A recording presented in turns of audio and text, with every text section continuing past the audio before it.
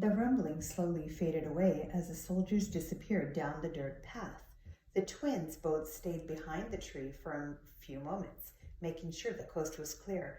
I don't know about you, but I've had about as much excitement as I can handle for one day, Connor told Alex. A poster pinned to a nearby tree caught Alex's eye. She walked over to it and pulled it off from the tree for further inspection. It was old, with faded writing and a picture of a disgruntled looking little girl with curly blonde hair.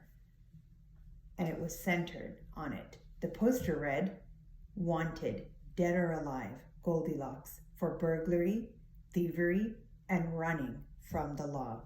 Alex's face went white and she stopped breathing for a moment. She had realized where they were. No wonder the trees had been so recognizable. She had seen pictures of them so many times growing up. The book had taken them to the exact place she had hoped. Is it possible? She asked herself. The wheels in her head had never spun as fast as they were now. Is what possible? Connor asked. Do you know where we are? I think so, Alex told him. Where? Connor asked, fearing the answer. Connor, we went into the book, she explained, but he wasn't following her. I think we're actually in the land of stories.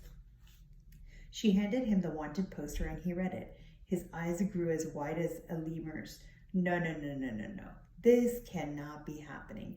This is crazy, he said, shaking his head. He handed the poster back to his sister as if it were infected with rabies. He couldn't believe what she was saying. He didn't want to believe what she was saying. Are you telling me we're in the fairy tale world? I'd recognize this forest anywhere. It's straight out of Grandma's book, Alex said with an unplanned smile. But it makes perfect sense. Where else would it have taken us? We just fell through a book? Nothing makes sense, Connor said. So are we stuck here or what? How do we get home? I don't have all the answers, Connor, Alex said. Don't forget, all of this just happened to me, too. Connor began pacing around the trees with his hands on his hips. I can't believe I ditched detention and wound up in another dimension, he said. Alex was rather grateful her brother had come after her. They had lived together all their lives, and he had been in the same classrooms with her since kindergarten. She didn't know if she could handle being in a different dimension by herself. I hope you're happy, Alex, Connor said. I told you we should have thrown the book into the creek. Enough with the blaming, Alex said. It doesn't matter how we got here. The point is we're here now. What matters is finding someone who can help get us home. Excuse me, may I help you? Said a proper voice behind the twins.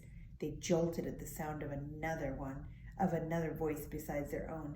They turned around to see who it had come from, and once they saw, they both wished they hadn't. Standing behind Alex and Connor was what could best be described as a frogman.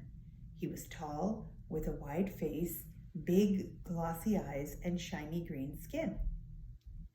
He wore a dapper three-piece suit and carried a large glass jar of lily pads.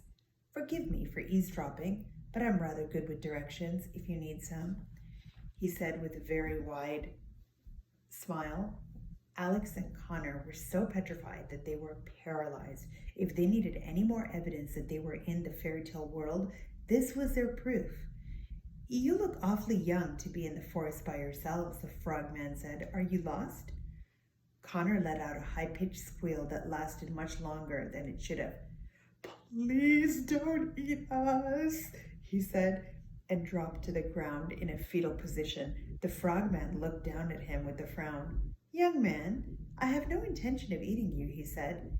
Is he always like this? The frogman asked Alex. Alex responded with a squeal almost identical to the one her brother had made. I know, don't worry. I'm used to people screaming at me, the frogman told them. Get it out of your systems. The shock will only last a minute.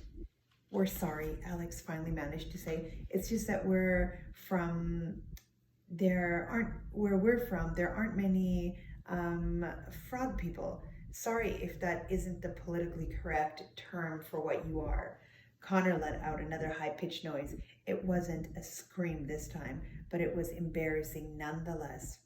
The frogman studied their faces and paid special attention to their clothes. Where exactly are you from? Pretty far from here, Alex said. A piercing set of wolf howls echoed through the forest. All three of them jumped at the sound.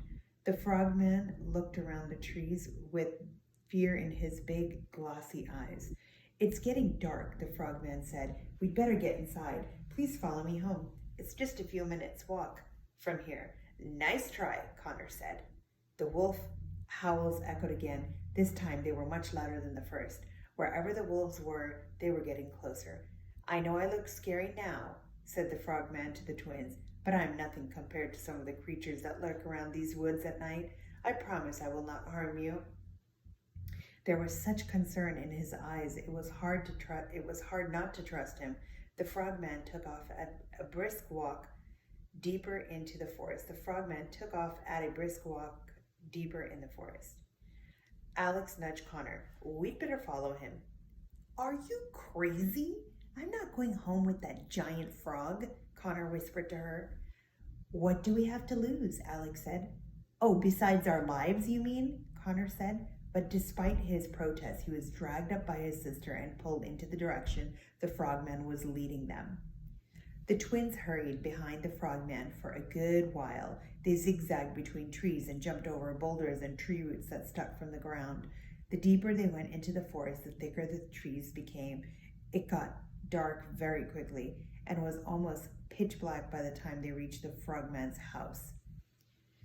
Alex and Connor stayed close together. With every step, they second-guessed if they had made a smart choice going with this strange creature.